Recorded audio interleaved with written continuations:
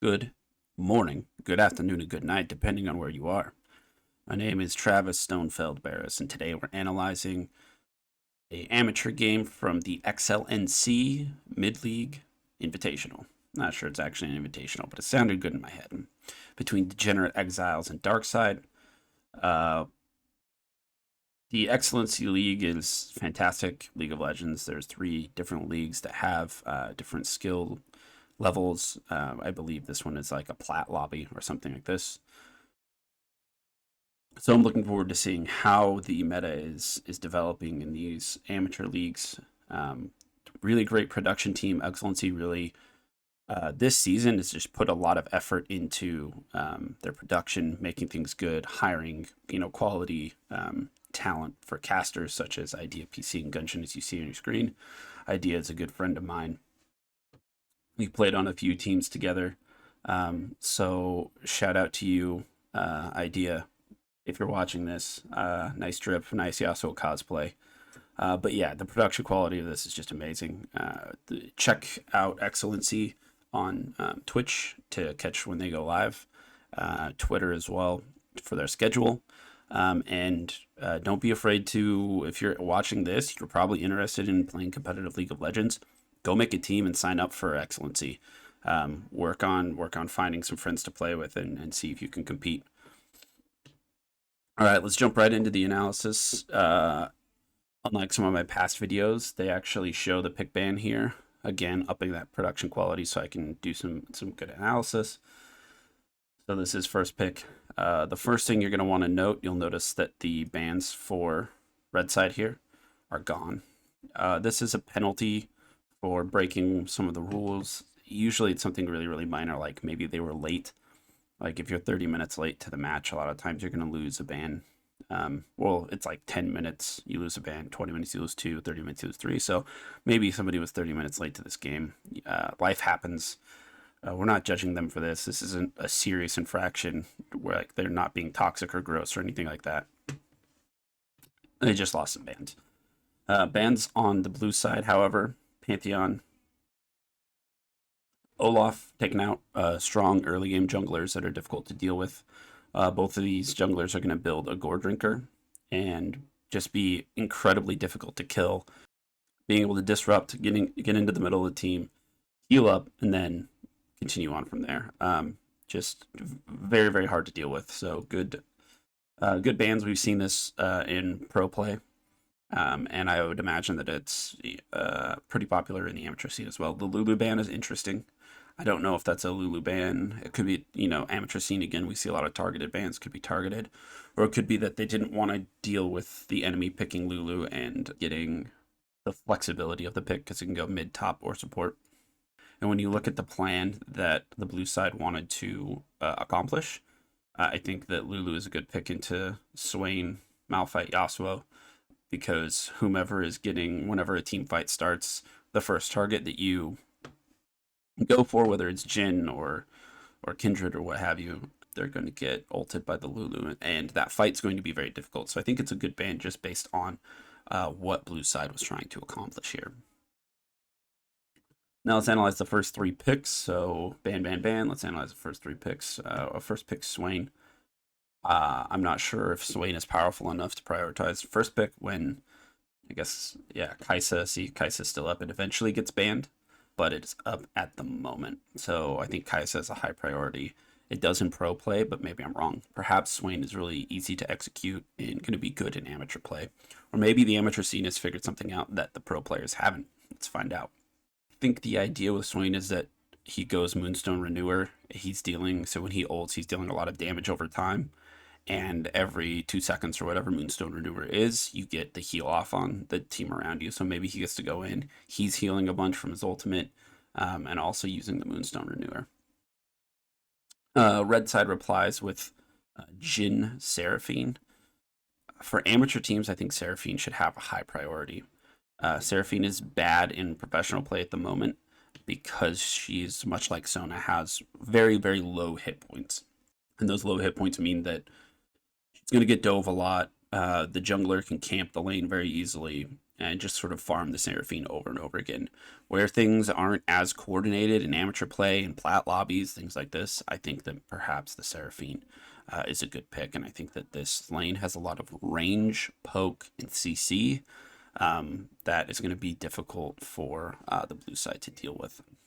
So in a 2v2, I like this lane a lot. Blue side responds, says, okay, you have a good bot lane. We're going to pick Ivern. So support jungler. I don't know the logic behind Ivern, and I'm interested to see what the build is. Is there going to be another Moonstone? Is there going to be a bunch of Moonstone renewers? Do they stack? I don't know. We'll find out. And Nautilus, which is a solid reply to the Seraphine, in my opinion. The idea being exactly what I said before. This champion is very squishy.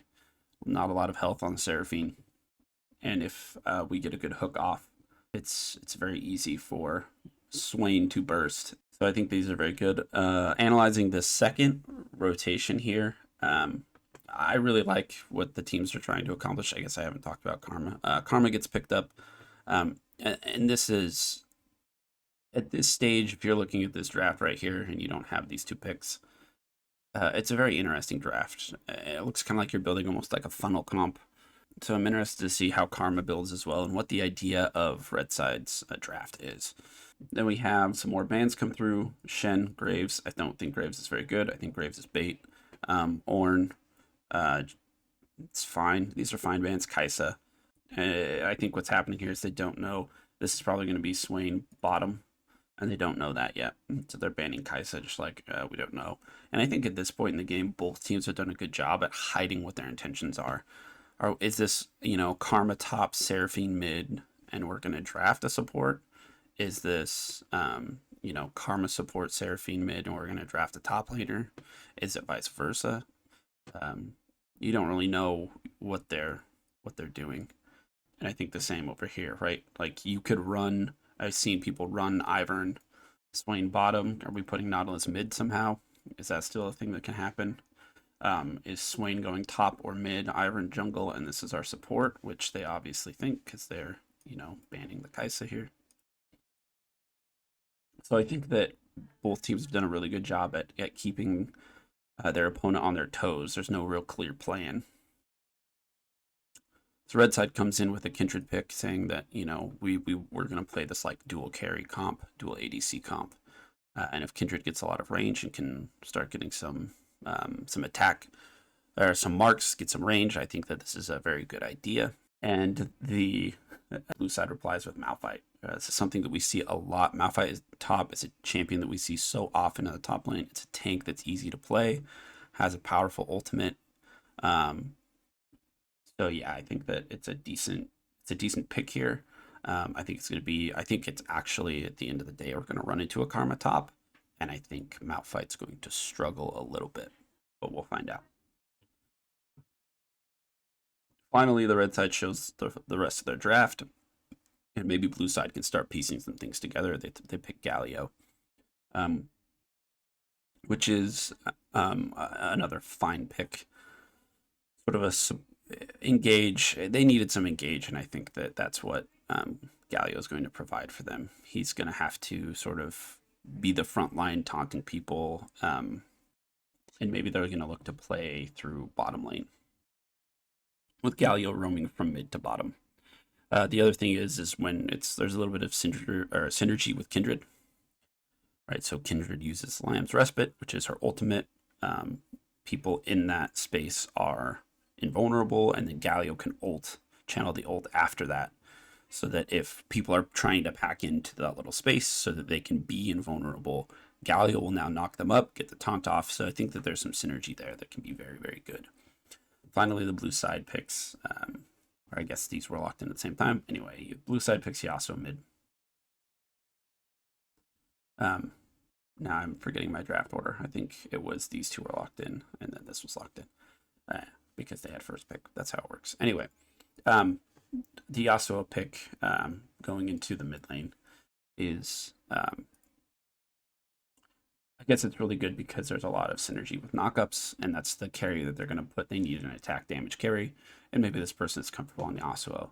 It's not something that we're seeing like this would be Yone in professional play, most likely, if they needed something AD. I think mid laners right now are saying that Yone is just more powerful than Yasuo in professional play. Let's jump into the game and see what happens.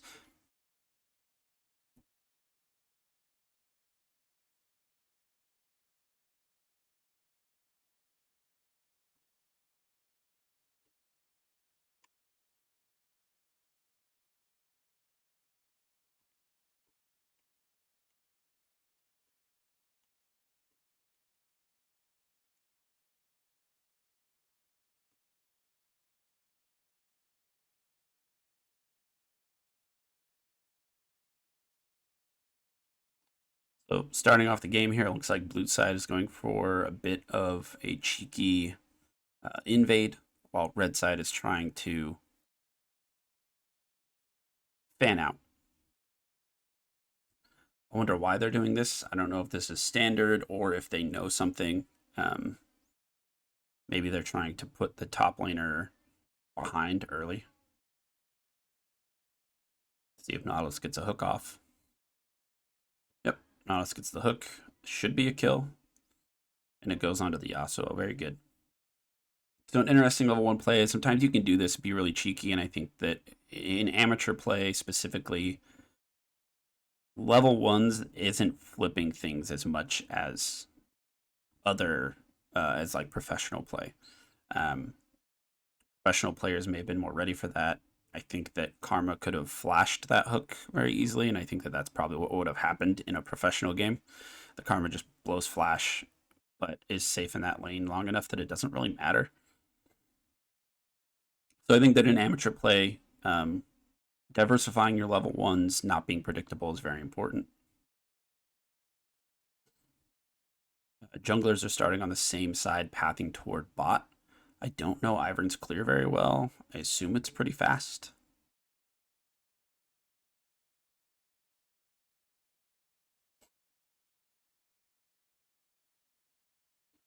We'll see if it's as fast as Kindred.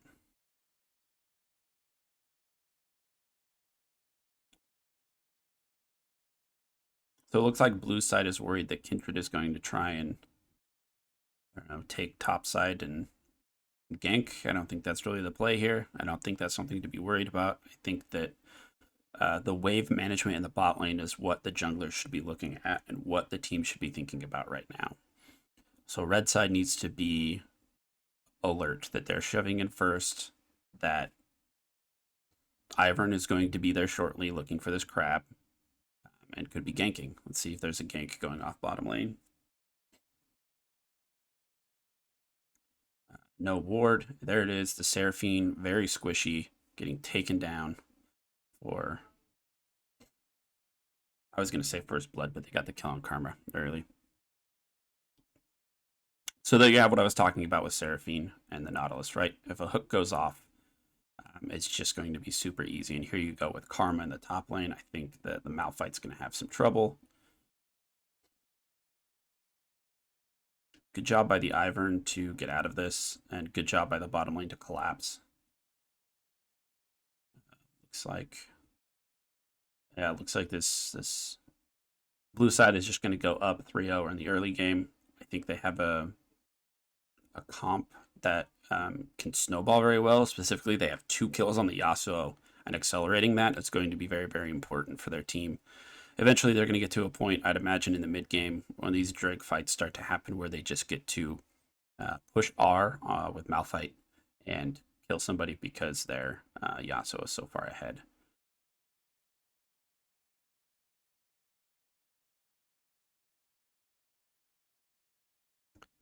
And this is just something that red side should have been aware of and ready for. I don't think they really had any wards in the river to see the Ivern come in, and they just got smoked, really, when it comes down to it.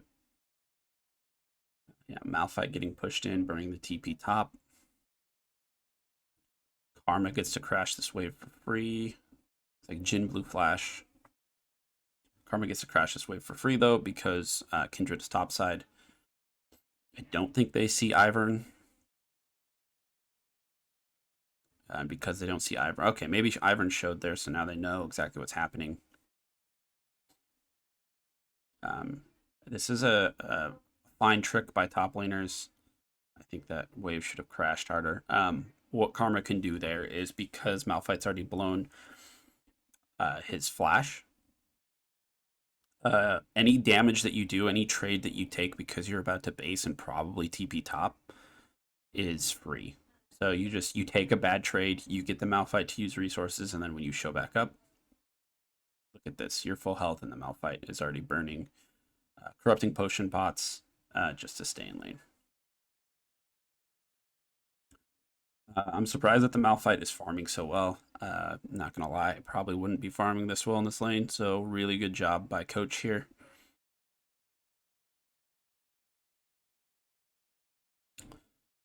All right, let's watch the build. So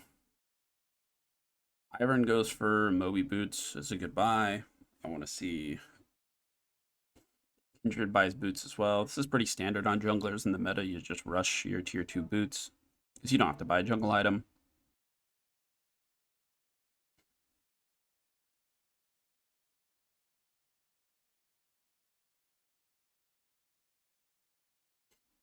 Blue side is going to use their tempo here to try and take a Drake. I think it's good tempo. I don't know how fast Ivern does the Drake. Pretty slow. I feel like Swain should probably be here, and maybe even Yasuo. Maybe Yasuo crashes this wave and goes. It's a slow Drake, but it's a Drake.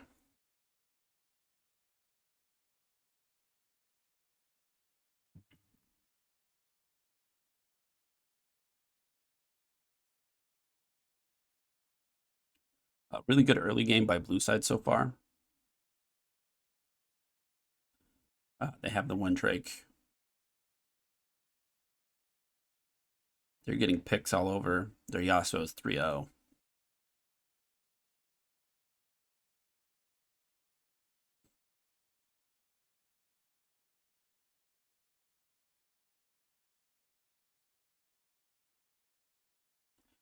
Yeah, red side just needs to live here. And they need to group around an objective. If I were red side, I would be looking at the Rift Herald.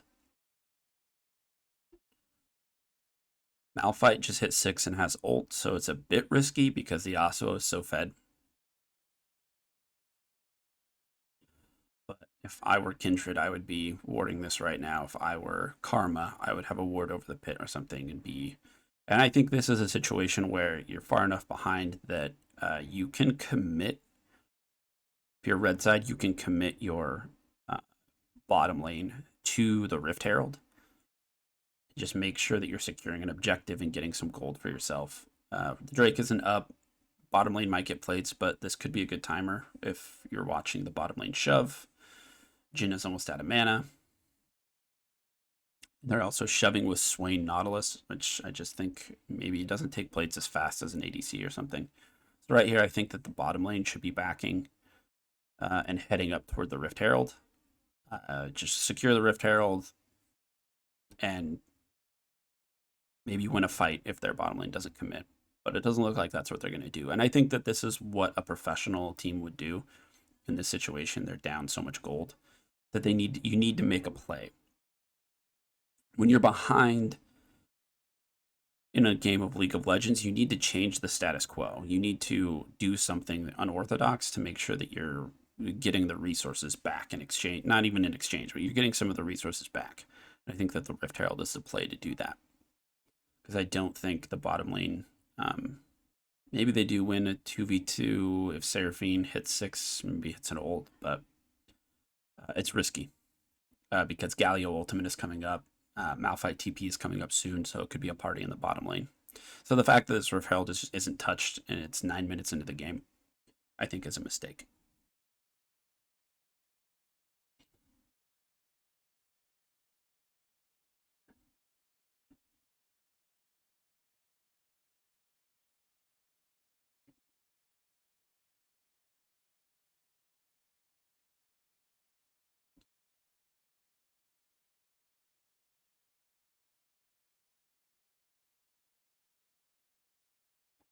Karma's doing a good job at bullying this Malphite. Unfortunately, with a lot of the matchups we're seeing in the top lane in this meta, counter picks aren't counter picks unless the team supports it.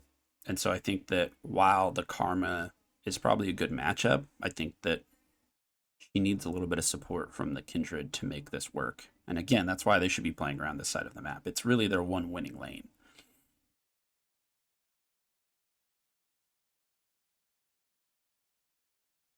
And even then, it's not even winning that much. There's a CS deficit up there and a death. So here we go.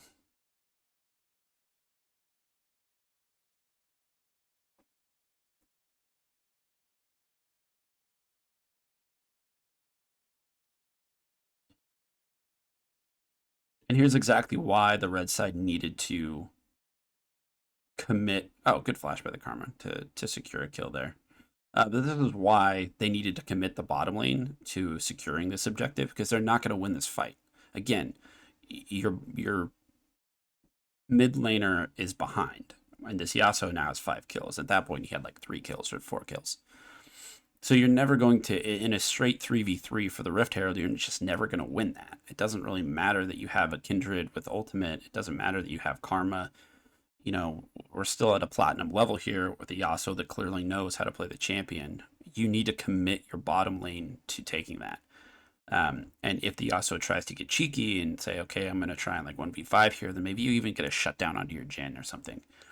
And again, you just have to think about when you're behind like this in the early game, you really have to think about changing the status quo and creating situations that are advantageous for you, even though the enemy has more resources.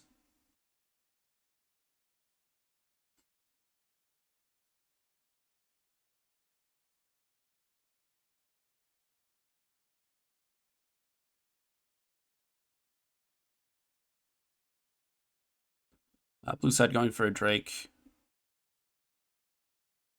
Here we go with the Kindred finally playing through top side. I think this could have happened a little bit sooner. Let's see if it gets a kill.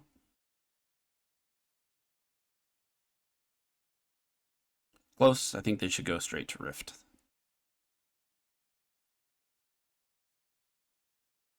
Looks like the Kindred's going to back. I think that amateur teams this season really need to learn the value of the first Herald. It's something that I see a lot in the LPL, in the LCK. They value this Herald more than the Drake, the first Drake, because those resources mean that you can fight. You give up Drake 1, maybe Drake 2, but the resources you gain from the Rift Herald mean that you can fight for Drake 3 and 4 and start to take over the game that way. Ooh, nice. A really good ultimate by Seraphine there. But, I mean, the Yasuo is just smacking with his wallet. Is there a shutdown on the Yasuo? That would be really good for red. He's still up. He's still up. And they are just farming them between these turrets at 12 minutes into the game. There's a really, really veteran play, I think, for blue side to make, knowing that they can just walk there and fight. They're so far ahead. Yasuo has 7 kills now. I think that fight signifies the beginning of the middle game. So we'll pause for a second and think about exactly how red side could get back into this and what blue side needs to do to close out this victory. I think that red side's already missed an opportunity with this Rift Herald. It hasn't been taken. Maybe Kindred walks there right now. I think maybe the entire team should be walking there right now. But even then, this Rift Herald is kind of doesn't really matter anymore because it's 13:20 into the game, meaning that the plates are going to go down at 14 minutes. When those plates go down, the resources that you gain from that Rift Herald are just kind of pointless. I think the main reason red side would take the Rift Herald is just to keep it out of blue side's hands, because I think if blue side really wants to end this game out quickly, they can go get the Rift Herald, drop it mid, stack on it, let it get a couple of charges off. Malphite ultimate comes up in probably 90 seconds. So by the time they get there, take the Rift Herald, they drop it mid, they're on the tier, the inhibitor turret. They might even be able to dive and just smash this Rift Herald down the middle of the lane. reminding me of Damwon Gaming versus G2 Esports and the fastest game ever played in world. I think it's like the fastest world's game or something like this. So that's what blue side ought to do if they want to try and win the game quickly. Red side, they should probably keep that from happening, so taking the Rift Herald on their own. And then, I'm trying to think of how they win a team fight. I think that the idea here is that so much of the gold has been funneled onto this Yasuo that if you can find a pick, play around vision, find a pick, you have a lot of lockdown. And then I think that bringing exhaust for Seraphine is a kind of 5-head.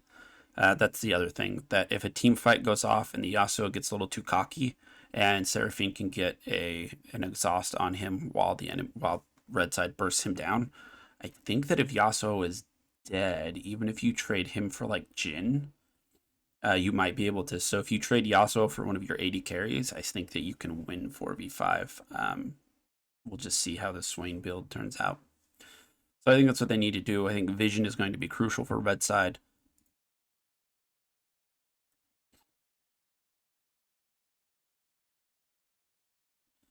Which they're not doing a great job at.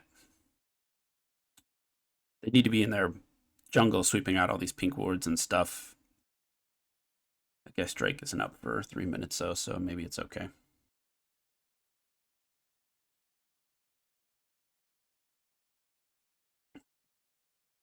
Might fast forward a little bit here to see what they end up going for. Looks like they just kind of return to laning.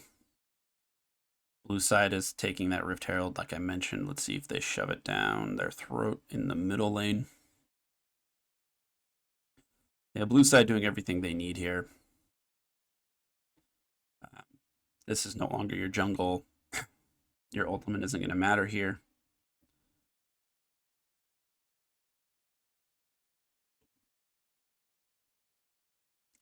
Grab the Rift Herald.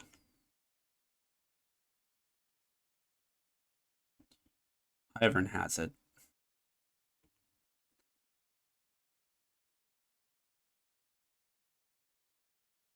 It's going to pop it up over the wall here. Take down the mid turret just like I suggested.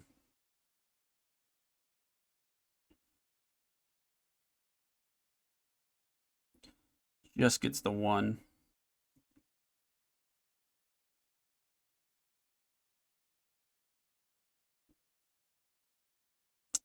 And then they're going to reset. The Drake is up in 48 seconds.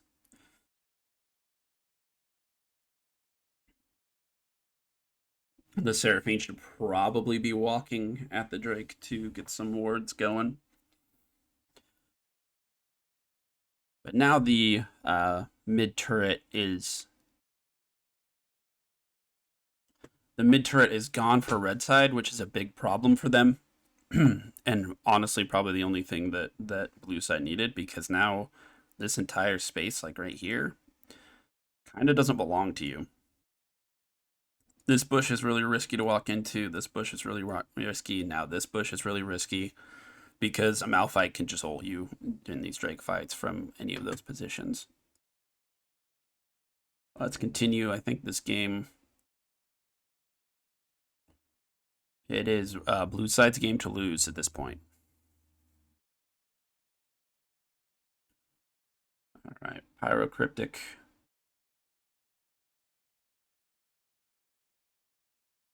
Again in the winning lane, but no support from the team. Malphite will always be able to walk away.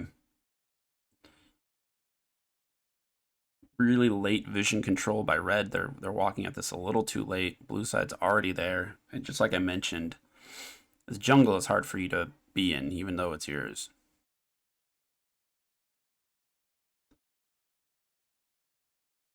Ocean Drake goes down. Jin's backing. There's no play here. And it seems like red side, they don't really have a plan to come back. And I think that that's something you should really take away from this video, is that whenever you're behind, you need to devise a plan. I do not enjoy playing League of Legends where my team is just waiting to lose. And that's what Red Side's doing here. They're not making any plays. They're not being proactive. They're not getting their wards out. And they're just waiting to lose this game. They're hoping and praying that Blue Side somehow makes a mistake. And if Yasuo punts, it's completely possible that they get a good team fight off and can come back. But they're not being proactive about that. And now Blue Side is just putting Yasuo in a side lane saying, nobody on your team can match me. So it's going to be very hard for him to punt in a 1v1 because he does beat everybody on Red's team. I'm going to keep skipping forward here to see what happens because I don't enjoy just watching a team wait to lose. I want to see if there's a play that they can try and make. Looks like some pings onto the Baron here. Maybe is something they can try and look for. Kindred is backing. The Drake is up. Next Drake is up in 30 seconds. They're not posturing. Maybe they're posturing like they want to do this. Karma's a little late on the back. She does have teleport, so... But so does Malphite. Again, walking into this jungle is very difficult. They know that, but they don't really know what to do about it. Okay, here we go. We'll watch this fight and see if Yasuo punts or if Red Side's is just going to lose on the spot. Looks like Kindred got caught out. So it's not really much of a fight. The Galio ultimate, just like we talked about, really nice, hitting multiple people. Jhin ultimate, nice. Cool, let's see if... But here comes the Yasuo. I mean, they played that fight about as well as they could, hit their abilities. It's just you're so far behind. Yasuo's 9-0, Swain's 3-0, Malphite's 3-1. That you needed to be the one being proactive there. The fact that Kindred is getting caught out, and Kindred's pretty much 50% of the damage, even a bit more here. It's just really not good. They're going to go Drake to Baron, base.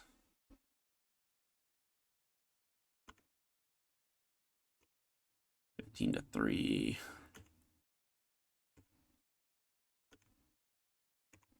All right.